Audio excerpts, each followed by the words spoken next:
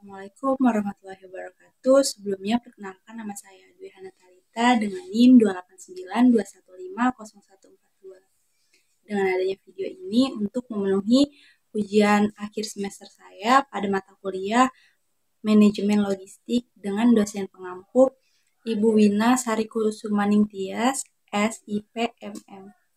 Artian dari perencanaan logistik. Logistik merupakan kegiatan pemikiran, penelitian, perhitungan, dan perumusan tindakan-tindakan yang dilakukan di masa yang akan datang, baik berkaitan dengan kegiatan-kegiatan operasional dalam pengadaan logistik, pengguna logistik, pengorganisasian, maupun pengendalian logistik.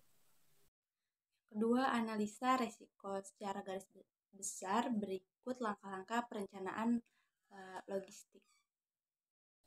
Analisa konsumen dimulai dari menentukan produk apa yang laku di pasaran, berapa besaran pasaran, dan di mana saja penjualannya. Analisis konsumen ini mempengaruhi strategi terhadap distributor, yaitu sebagai berikut. Yang pertama, besaran pasar mempengaruhi fasilitas produk dan rencana produksi, bagaimana tren penjualan atau diperkirakan dengan peramalan penjualan, sehingga dapat menentukan beberapa banyak dan kapan barang diproduksi. Yang kedua, besaran jumlah produksi dan perkiraan penjualan mempengaruhi jumlah inventory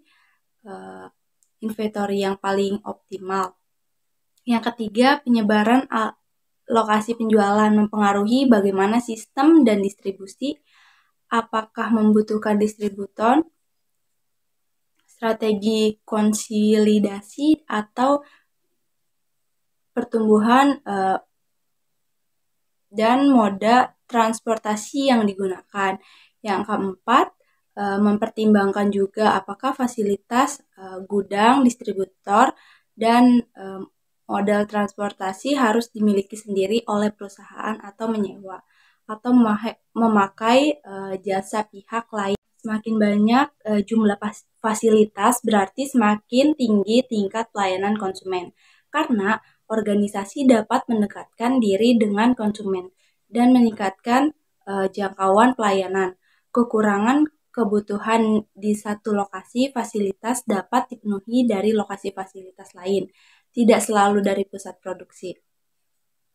Dengan bertambahnya penyebaran fasilitas, biaya transportasi dapat diturunkan karena jarak dari fasilitas. Biaya transportasi dapat diturunkan karena jarak dari fasilitas kepada konsumen semakin dekat. Biaya inventory akan naik karena adanya lebih banyak fasilitas yang harus dipengaruhi dengan barang-barang kebutuhan. Nah, beberapa faktor eksternal turut mempengaruhi atau terkadang membatasi ruang gerak dalam logistik, namun bukan menjadi penghalang bagi pengembang dunia logistik. Misalnya, yang pertama ada peraturan pemerintah. Pengiriman barang ukuran besar di dalam kota dibatasi waktu dan durasinya. Maksudnya adalah untuk menghindari kemacetan dalam kota. Terus juga ada perusahaan asing tidak diperbolehkan memiliki aset atau pembatasan investasi asing untuk jenis gudang berpendingin dan moda transportasi, sehingga perusahaan asing harus bekerja sama dengan perusahaan lokal. Yang kedua ada perilaku masyarakat dan kondisi alam. Pada hari raya ada tradisi mudik yang mendorong penjualan beberapa jenis produk seperti obat-obatan yang dibutuhkan pemudik di sepanjang jalur mudik. Kenaikan penjualan berarti jumlah produksi harus naik, maka investor naik dan inventory diarahkan mendekati lokasi yang dilalui pemudik. Terus juga ada bencana alam mendorong peningkatan kebutuhan barang-barang kesehatan yang dikirim ke lokasi yang tertimpa bencana. Kemudian ada resiko. Resiko adalah probabilitas terjadi hambatan atau penyimpangan yang muncul dari sebuah kegiatan terhadap rencana dan target kerja. Resiko dianalisa menurut dua dimensi, yaitu kemungkinan atau probabilitas sebuah kejadian terjadi dan dampak kerugian yang ditimbulkan bervariasi. rendah sampai tinggi. Manajemen risiko adalah proses mengidentifikasi nilai dan memprioritaskan tindakan koordinasi yang ekonomis untuk meminimalkan dan mengendalikan terjadinya risiko atau akibat dari terjadinya risiko. Manfaat analisis risiko. Manfaat analisis risiko yaitu menciptakan nilai tambah kepada segenap stakeholder karena tersedianya evaluasi penanganan hambatan dan alokasi sumber daya yang efisien. Terus juga ada yang menunjukkan komitmen kepada stakeholder, mempertahankan nama baik, meningkatkan kontrol terhadap sebuah proses, menyediakan manfaat melebihi harapan konsumen, mengurangi potensi kerugian, menyediakan deteksi dini terhadap munculnya hambatan, meningkatkan kemampuan untuk menyediakan keputusan yang tepat.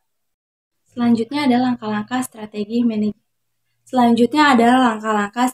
manajemen risiko. Yang pertama dari identification, yang kedua ada categorization, yang ketiga ada risk probability, yang keempat ada risk prioritization, yang kelima ada risk response planning, yang keenam ada risk response tracking, yang ketujuh ada monitoring, yang kedelapan ada control. Yang kedelapan ada risk control. Ini itu saja materi yang saya sampaikan. Kurang lebihnya mohon maaf. Wabillahi taufiq wal hidayah. Wassalamualaikum warahmatullahi wabarakatuh. Sekian dan terima kasih.